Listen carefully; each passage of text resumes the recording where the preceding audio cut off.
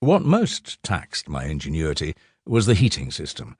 No stove worthy of the name will ever look right in a Japanese room. Gas stoves burn with a terrific roar, and unless provided with a chimney, quickly bring headaches. Electric stoves, though at least free from these defects, are every bit as ugly as the rest.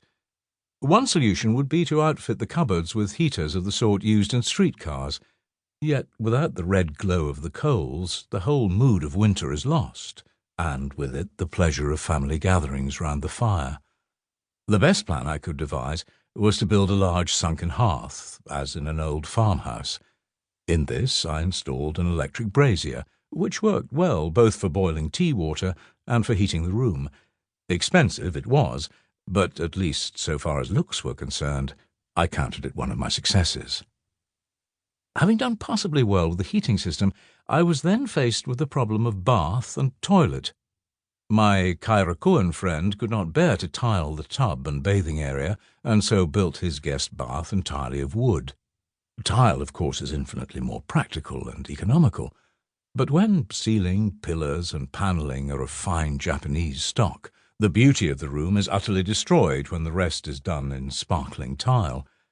The effect may not seem so very displeasing while everything is still new, but as the years pass and the beauty of the grain begins to emerge on the planks and pillars, that glittering expanse of white tile comes to seem as incongruous as the proverbial bamboo grafted to wood.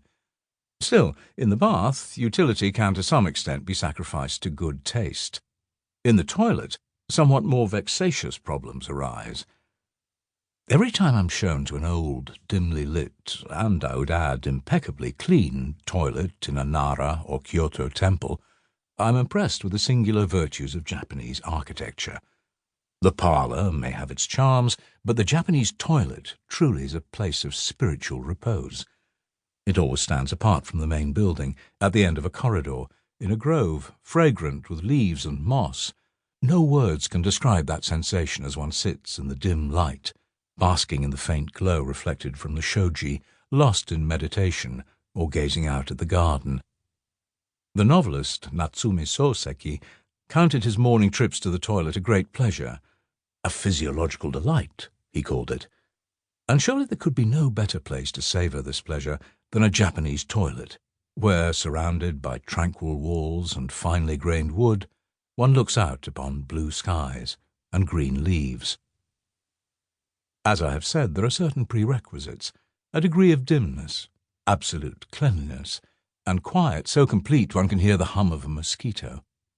I love to listen from such a toilet to the sound of softly falling rain, especially if it is a toilet of the Kanto region, with its long, narrow windows at floor level. There one can listen with such a sense of intimacy to the raindrops falling from the eaves and the trees, seeping into the earth as they wash over the base of a stone lantern and freshen the moss about the stepping stones.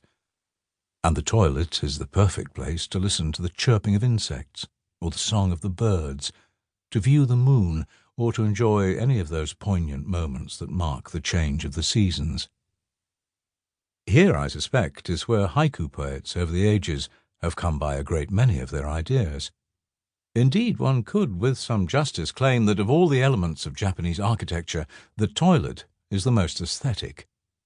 Our forebears, making poetry of everything in their lives, transformed what by rights should be the most unsanitary room in the house into a place of unsurpassed elegance, replete with fond associations with the beauties of nature. Compared to Westerners, who regard the toilet as utterly unclean and avoid even the mention of it in polite conversation, we are far more sensible, and certainly in better taste. The Japanese toilet is, I must admit, a bit inconvenient to get to in the middle of the night, set apart from the main building as it is, and in winter there is always a danger that one might catch cold.